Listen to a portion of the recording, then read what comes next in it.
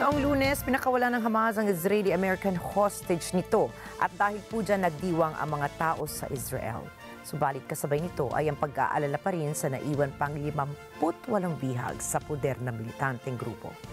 Anjo Milano po para sa report.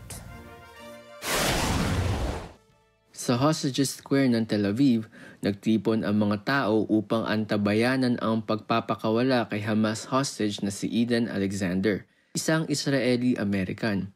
Ipinahayag rin ng mga tao ang suporta nila sa natitira pang 58 bihag, pagkasabik at pagkamangha ang damdamin ng iba dahil sa paglaya ni Alexander. It's really amazing to see. I'm from the same town as Idan.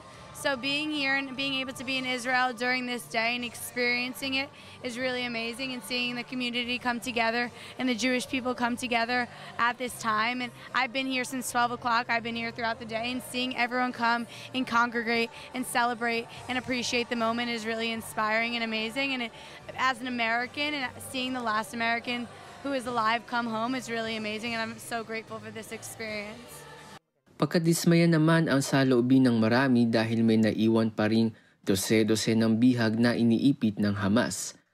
I think it's terrible that there's still hostages in Gaza. We need to bring them home, but we need to celebrate. This hostage has been a hostage for nearly 600 days.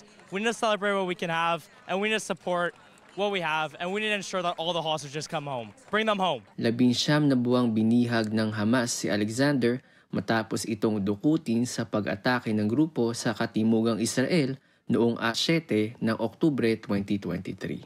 At ngayong laya na si Alexander, para sa lola nitong si Varda Ben Baruch, umaapaw na kaligayahan ang nararamdaman ng kanilang buong pamilya. תראו, אחרי שנה ו7 חודשים, אפילו יותר, סוף סוף אנחנו זוכים לראות את עידן. עידן שברגע אחד נלקח מאיתנו בידי החמאס, אנחנו זוכים לקבל אותו ולנשק אותו ולחבק אותו.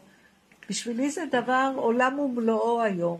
אני פשוט שמחה, השמחה גדולה, הלב פתוח, יש אוויר בריאות, תודה לאל.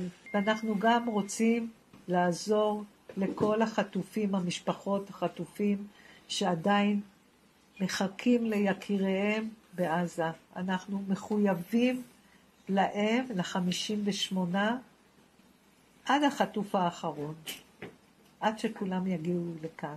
Dagdag ni Baruch, buo ang suporta nila sa mga bihag hanggang maiuwi ang lahat ng mga ito.